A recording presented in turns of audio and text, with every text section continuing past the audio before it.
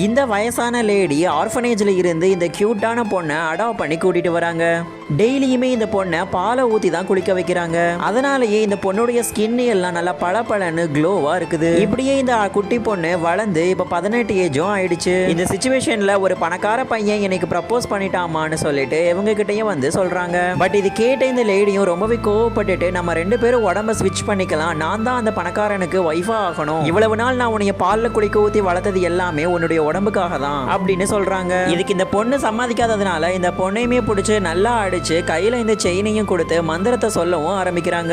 இப்படியே ஒவ்வொரு மந்திரமா சொல்ல சொல்ல கொஞ்ச நேரத்திலேயே இவங்க 2 பேரும் அவங்களுடைய உடம்ப ஸ்விட்ச் பண்ணிக்கிட்டே இருக்கிறாங்க. ஒரு வழியா இவங்க ஆசைப்பட்ட மாதிரி 2 பேருமே இப்ப உடம்ப மாத்திக்கிட்டாங்க. இந்த சிச்சுவேஷன்ல தான் இந்த பணக்கார பையனும் இந்த பொண்ணை தேடி இவங்க வீட்டுக்கும் வரான். நடந்த எல்லா விஷயத்தையும் சொல்றதுக்காக இந்த பொண்ணுமே அந்த பையன்கிட்ட பேசுறாங்க. பட் பேசும்போது அவங்க அம்மா வாய்ஸ்ல தான் இந்த பொண்ணு பேசுறாங்க. பட் இந்த பொண்ணு அங்க இருக்கிற பணத்தெல்லாம் பார்த்ததும் ரொம்பவே வியர்டா ரியாக்ட் பண்ணிட்டு இருக்கா. இதை பார்த்த அந்த பணக்காரனும் கொஞ்ச நேரத்திலேயே இந்த பொண்ணுடைய சேஞ்சஸை கண்டுபிடிக்கிறான். அப்படியே இந்த பொண்ணுக்கு கல்யாண நிச்சயமும் பண்ணிடுறாங்க. கல்யாணம் பண்றதுக்காக இவ்வளோ பெரிய மண்டபத்துக்கும் வந்திருக்காங்க.